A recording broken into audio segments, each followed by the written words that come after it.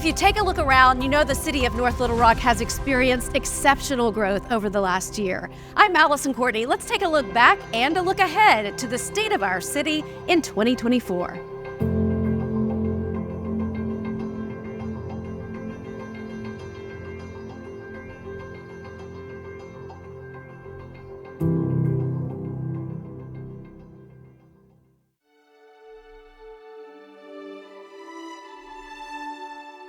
Detective Gibbons, you're a police officer here in North Little Rock. You're a resident of North Little Rock. Describe for me when the tornado hit, what went through your mind as both a member of this community and as a police officer? Well, there's a lot of things that go through your head. One, obviously I was at work that day and I knew we were being activated and we were going to have to respond to the neighborhood in a search and rescue standpoint. But at the same time, you're human. So you worry about your own family, your own residents and so forth, but you have to set that aside and get out and do our job. And once the mayor and the chief activated us, that's exactly what we did. As far as the city's response, being prepared, that was probably one of the most prepared events I've seen. The mayor's office did a fabulous job of communicating to the public, letting them know when the power may get on, letting them know where first aid stations were, letting them know simple things about trash could be dumped to where it could be picked up. And most importantly, City Hall did a really good job of putting information out there on what the community could do to help each other. And that's what I think led to a very quick recovery. So you've had some time to reflect after the tornado. Looking back, what are the moments you're most proud of? One of the probably most memorable moments to me was in this area that we're here now. The neighbors all came together. They set up right around the corner. They set up grills and they were cooking for people all day, all night long. And these were people from the community here and even people from outside. And one of the things that really hit me the most is I was standing right over here by these houses here that were struck and watching those families return to their homes and come find the damage that was done and try to recover some of their valuables. And we're out here basically standing there to be seen, to let them know that they're safe and protected. And they were coming up to us and asking us if we were okay, if we needed something to eat, if we needed something to drink, how our families were. They were as concerned with us as they were themselves. A lot of good people here in North Little Rock. Lots of good people here.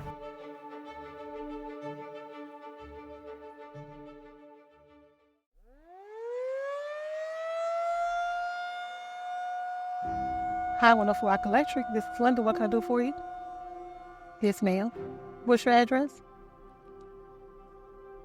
I live here in town, so my wife called me, and she was like, tree fell on our house. I kind of had to take the obstacle course to get home, go around trees and stuff like that, but I finally made it there. After I went home, I actually came back to the office just to kind of figure out what the game plan was, because everybody was still trying to figure out what we needed to do. I could see it through the crack of my door in the basement, going back behind that subdivision right behind where we live. Lines in every direction, and I mean, you take a tree that was just thrown and going through 5 or 6 different lines, and it was just over roads, sidewalks, houses, streets. When we have a big outage like that, the engineers a lot of times will come together in the SCADA room, figure out what's out, and kind of try to sectionalize places to send groups. That way we're not all on top of each other. We started seeing the trucks coming down the road, and we were like, woohoo! So we got the markers out, we made the sign. Yeah, because me and my mom thought y'all were working very hard, so we just thought we could thank you. The electricity, of course, did go off temporarily. The chairman of the line, the crew, he says, it will be fixed immediately, and it was.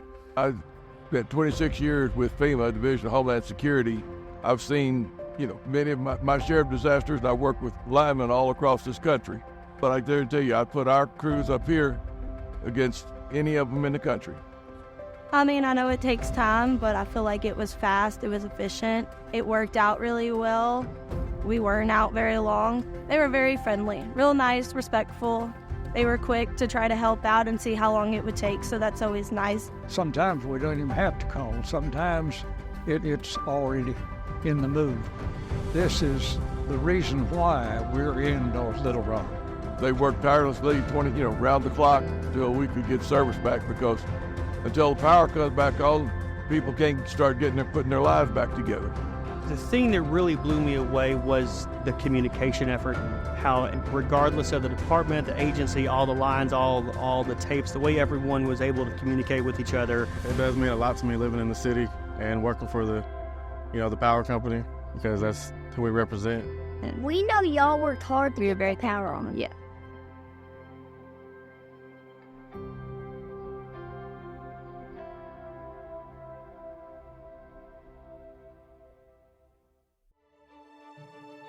Paula, let's talk about the tornado and how that not only aesthetically changed the neighborhood, but fundamentally, emotionally, all of those things. What happened when the tornado hit, and then what happened in the weeks and months after that?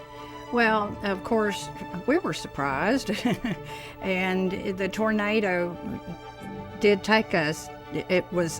We weren't prepared. We all ran out to the front yard, all neighbors, and we got to know each other. We shook hands, we hugged each other, whether we knew each other or not. We got that connection. And I think what's even more interesting now, we've started to rebuild the relationships. It's not about the houses. It's about our being good neighbors with each other. How was the city's response to the tornado, especially out here to the Amboy neighborhood? Well, very impressive. We had people coming up through the streets just checking on us. What can we do for you? What do you need? And the police were very good to take care of us. They coordinated also with other agencies we just really felt like folks knew Amboy was hurting, and they came and helped us.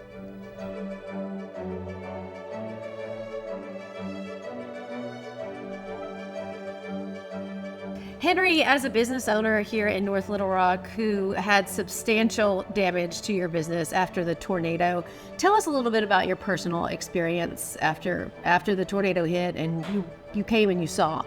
Yeah, I remember that happened. It was March 31st, and it's really quick that happened. And then I got a little bit damaged, the roof and the siding. Did the city and the mayor's office, they all make that easy for you as a business owner to figure out what to do next and how to get up fast and running? Yeah, they're telling me, explain to me what I have to do. I feel like everything just like a bless, for the community from the Amboy and from the city of North Little Rock. They're supporting us really good, because at the time we don't have electric, we don't have water, everything. And just making phone calling and then tell them can you help me make really quick for turn on the electric, because we try to get back as soon as possible. Chief, tell me how long you've been with the North Little Rock Fire Department, and also what is so special about Station 8? I've been with the fire department almost 34 years. Our old Station 8 was impeded by train traffic. The new Station 8 is at a location that we can bypass the trains.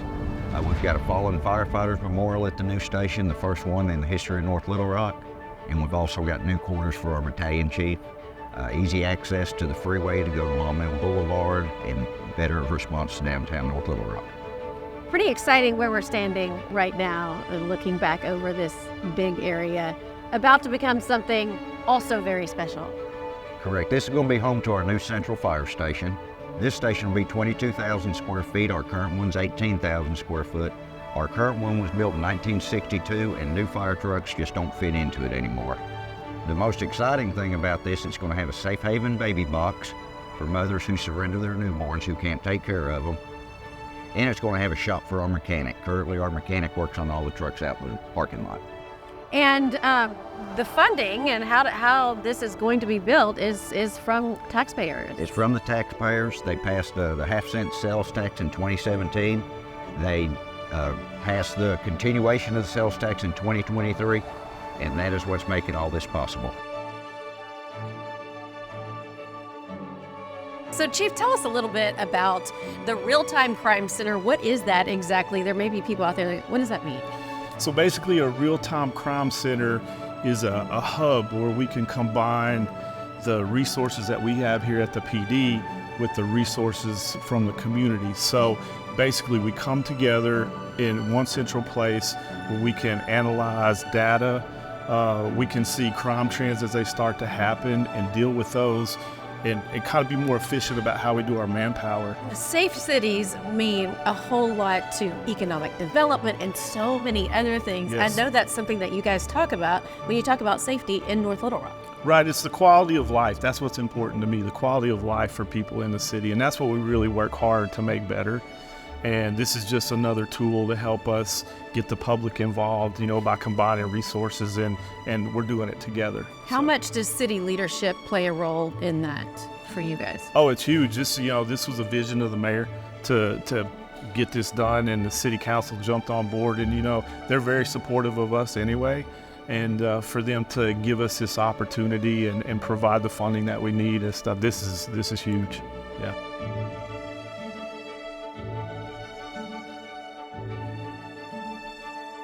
Pastor, tell us a little bit about the North Little Rock Youth Cares Coalition and what you guys do here. They bring the organizations together so that they can work together on different projects, different things, or good communication. And they also do a job fair. How important is it to get youth involved or get kids involved at an early age in terms of working together, and how that will long-term benefit not only them, but the city as well?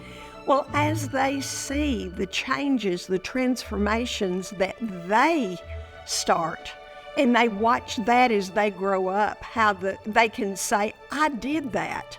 I was part of starting that.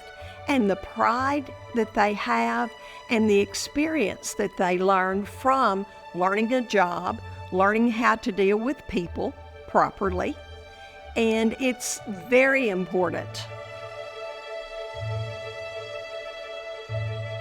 Troy, tell us the vision behind putting the new clinic in North Little Rock and specifically in Rose City. So Mayor Hartwick, this has been his initiative. He really initiated this with Baptist Health. We have a long-standing partnership with the city of North Little Rock.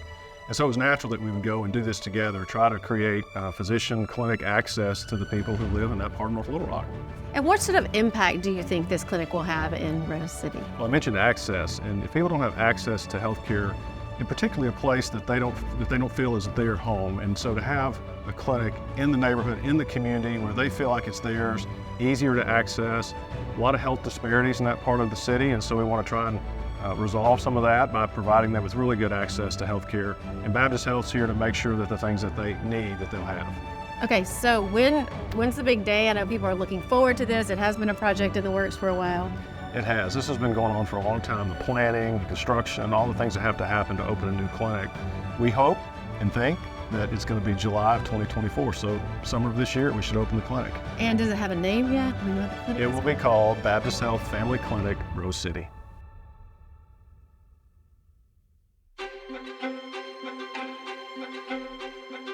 Stephen, Mayor Hartwick has done a whole lot to improve the infrastructure of the east side of the city. How have those improvements impacted your neighborhood and your area of the city over the last several years? Okay, well, just like this project here going on, it's bringing in a new fire station.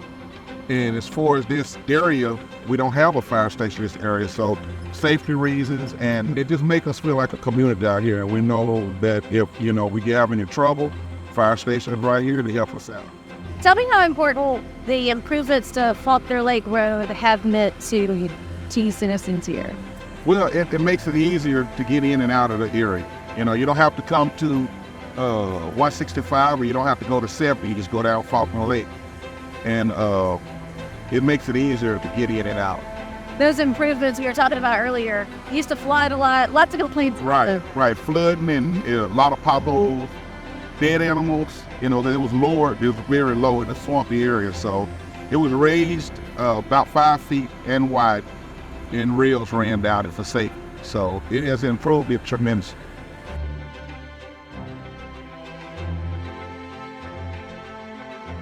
Calling in terms of economic development in the city of North Little Rock, there was a lot going on in 2023. Talk about some of those projects that were generated. Well, we had a lot. North Little Rock had a phenomenal year. We had some expansion. we had brand new development, and we also had some retail. So there was in total over $100 million worth of investment into North Little Rock itself. 500 new jobs were created in 2023. And in that process, we had 8 new restaurants open. 2 were in Argenta, 1 was in East Broadway. We had some up near McCain Mall. We also had a distribution center open, Lowe's Distribution Center, out our Tulip Farms area opened. This distribution center is 1.2 million square feet. It's massive. And right now we're standing at an incredible facility, Safe Foods, that's here in North Little Rock. There may be people that don't even realize that it's here, but it is, and they expanded. You have a distribution center that was added, so much more than just the little things that residents tend to see and notice. Right, absolutely. Yeah, we're so proud to have Safe Foods here. This is something not a lot of people know about, but Safe Foods' existing facility was 120,000 square foot. They're adding another 60,000 square foot to their facility right here in North Little Rock. Their total capital investment overall is going to be $55 million here in North Little Rock.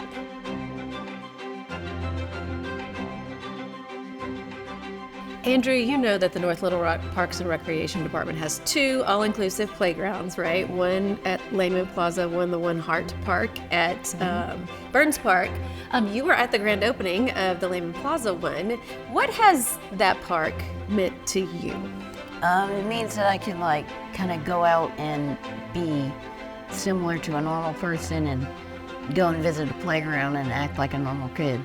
A lot of people don't realize how important that is. They sometimes don't think about that when they're building something. When you hear that a city, your city, is concerned about that, how does it make you feel? It makes me feel accepted and that everybody cares about people like me. And I know that they're still working on the new Funland at Burns Park, which is the last part of the park to be rebuilt or restored after the tornado.